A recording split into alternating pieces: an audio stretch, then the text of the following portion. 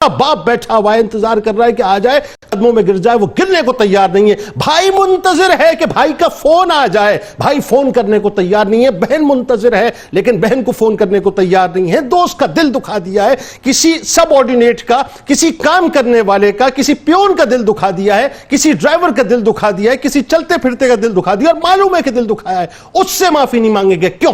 اس لیے کہ ایگو کو ٹھیس پہنچے گی۔ ایگو کو ٹھیس پہنچا دے صاحب، پہنچا دے۔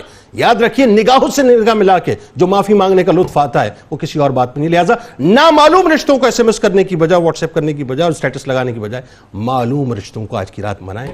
لطف دیکھیے گا کیا ہوگا۔ کتاب الشفا کی جانب چلتے ہیں۔ شب برات کا وظیفہ آپ کو بتلاتے ہیں۔ فرمان رسول صلی اللہ علیہ وآلہ وسلم، جو شخص 15 شعبان کی رات 100 نوافل اس طرح ادا کرے کہ ہر رکعت فاتحہ کے بعد 10 مرتبہ سورہ اخلاص پڑھے تو اس کی ہر ضرورت پوری ہوگی، اس خوش نصیبوں میں لکھ دیا جائے گا انشاءاللہ، اور اس کے لیے ایک فرشتہ مقرر کیا جاتا ہے جو اس کے لیے آئندہ پورے سال کے لیے نیکیاں لکھتا رہتا ہے اور بلندی درجات کے لیے دعا کرتا رہتا ہے۔ حضرت شیخ عبدالحق محدث دہلوی رحمۃ اللہ علیہ کا قول ہے کہ جو شخص کلام پڑھے اور پھر اس کے وسیلے سے دعا کرے تو وہ دعا کبھی مسترد نہیں ہوتی۔ ٹویٹر پہ میں ضرور فالو کیجیے گا، فیس بک پیج کو لائک کیجیے گا، یوٹیوب چینل کو کر کے بیل آئیکن کو ضرور کلک۔ شب برات توبہ و استغفار اور عفو درگزر کی رات کے حوالے سے مضمون ضرور پڑھیے گا۔ روزنامہ 92 نیوز میں لاہور میں ہمارے ساتھ ملک کے ممتاز شناخہ، سینئر شناخہ جناب الحاج مرغوب احمد حمدانی صاحب موجود ہیں۔ آپ کو خوش آمدید اور السلام علیکم، اور انشاءاللہ ان کی جانب چلیں گے، لیکن تجدید عہد وفا۔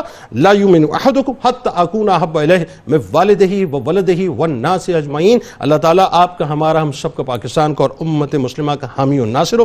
نعرہ لگائیں گے مل کے اور انشاءاللہ حمدانی صاحب کو سنیں گے۔ پاکستان کا مطلب کیا؟ لا الہ الا اللہ محمد رسول اللہ صلی اللہ علیہ وسلم۔ جناب